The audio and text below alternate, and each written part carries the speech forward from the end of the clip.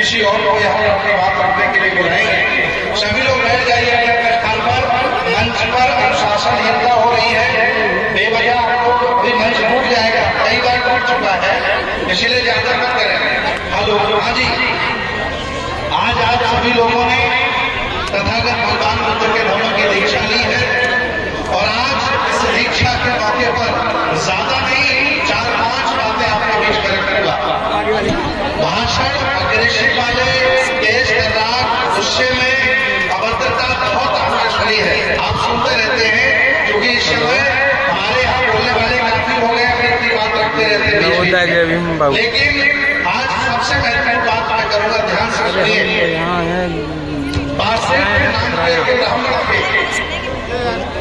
बड़ी महत्वपूर्ण बात है, सभी उत्तर प्रदेश के लोग ध्यान से सुना। बासेठ नाम के एक ब्राह्मण थे, भगवान बुद्ध के पास आए और कहा कि मैं मरना नहीं चाहता हूँ, कोई उपाय बताइए। ध्यान से सुना प्रज्ञा के लोगों, बासेठ नाम के ब्राह्मण हैं, भगवान बुद्ध के पास आते हैं और कहते हैं कि मैं मरना नहीं चाहता हूँ, कोई उपाय बताइए। तथागत भगवान विचार करने लगे कि या तो ये व्यक्ति परीक्षा लेने आया है, या तो ये व्यक्ति हमारी विचारधारा, हमारी समानता का दुश्मन है, इसलिए ऐसी बातें करने आया है। सभी लोग जन्म लेते हैं और जन्म लेकर के मरते हैं, लेकिन ये व्यक्ति आखिर क्यों नहीं मरना चाहता है। तथागत भगवान को तो समय आत्मचिंतन किए और उस बासेठ ब्राह्मण को जवाब देते हैं कि हे बासेठ ब्राह्मण, जो व्यक्ति संसार में अपने लिए जीता है, अपने घर परिवार के लिए जीता है और अपने लिए जीता है, उसकी मृत्यु निश्चित है, कोई बचा नहीं सकता। और है बासेठ, जो व्यक्ति इस संसार में जन्म लेकर के देश के लिए, समाज के लिए, गौरव के लिए, विरासत के लिए, पुरखों के मान सम्मान के लिए जीता है, उसे दुनिया में कभी कोई मार नहीं सकता।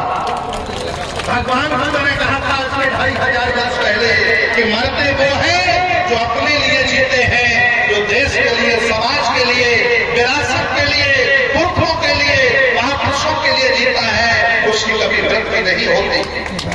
इसलिए आज ये सवाल मैं आपसे पूछ रहा हूँ, ये बात आपसे मैं कहने आया हूँ कि आप जिंदा रहना चाहते हो या मरना चाहते हो। मैं कहूँगा कि मरने की कोई जरूरत नहीं है, जिंदा रहने का काम करिए। कौन मारेगा एपीजे अब्दुल कलाम को, कौन मारेगा बाबा साहब डॉक्टर अम्बेडकर को, कौन मारेगा रामस्वरूप वर्मा जी को, ये वो लोग हैं जो हमेशा जिंदा रहने वाले हैं। दूसरी बात मैं आपसे कहने आया हूँ, तथागत भगवान बुद्ध प्रायः प्रवचन करते थे और कहा करते थे कि संसार का व्यक्ति है, जब से जन्म ले लेता है तब से अपनी आंखों से दूसरों को देखता है। बड़ी महत्वपूर्ण बात बता रहा, भगवान बुद्ध कहते हैं कि इंसान जब से जन्म ले लेता है और जब तक मर नहीं जाता, वह अपनी आंखों से दूसरों को देखता है। आंखें मेरी हैं, दृश्य दूसरे हैं। कभी किसी की अच्छी फसल को देख करके जल जाता है, कभी किसी के बड़े घर को देख करके रो जाता है, कभी किसी की सुंदर पत्नी देख करके दिमाग खराब हो जाता है। ये संसार का आदमी आंखें खुद की है और दृश्य दूसरे हैं। ये जब से जन्म ले लेता है और दूसरों को देखता रहता है। ये काम आप सब लोग कर रहे हो। भगवान बुद्ध ने आज के 2500 वर्ष पहले कहा कि हे नादान इंसान, जिन आंखों से तूने जिंदगी भर दूसरों को देखा है, अगर उन आंखों से तूने अपने आप को देख लिया होता तो दुनिया का मसीहा बन गया होता, तो दुनिया का मसीहा बन गया होता। आत्मदीपो भव, हम अगर प्रकाशवान नहीं हो सकते तो कभी भी अंधेरे को खत्म नहीं कर सकते। इसलिए हम ज्ञानवान बने, प्रकाशवान बने। ये बुद्ध का संदेश आपके लिए है। और आज की धरती से मैं आह्वान करता हूँ, पूरे देश भर से आए हैं लोग यहाँ। 9 तारीख को, 9 अक्टूबर को रविवार है, सभी सरकारी कर्मचारियों से मैं निवेदन करता हूँ, लखनऊ की धरती में 1 लाख लोगों को धम्म दीक्षा दी जा रही है। राष्ट्रीय बौद्ध महासम्मेलन हो रहा है, बाबा साहब का परिवार आ रहा है। बाबा साहब ने जहाँ से दीक्षा ली थी, उनके दीक्षा गुरु शिष्य आ रहे हैं।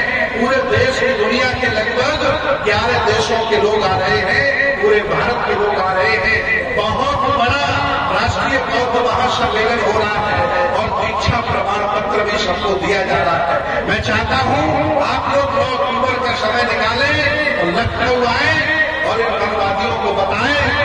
कि हम अब घर वापसी करने चले हैं और जिस दिन बहुजन समाज अपना घर वापसी कर लेगा, ये लोग अल्पसंख्यक हो जाएंगे।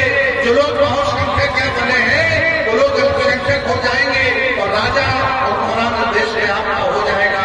इसलिए व्यक्ति बड़ा नहीं होता, संगठन बड़ा नहीं होता, विचारधारा बड़ी होती है।